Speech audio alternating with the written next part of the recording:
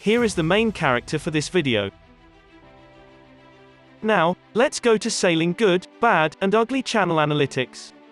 They have uploaded 135 videos. They now have 92.6k subscribers with a total view of 14,661,805 views. They are from US.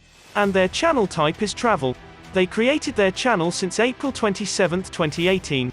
The grade they got is B.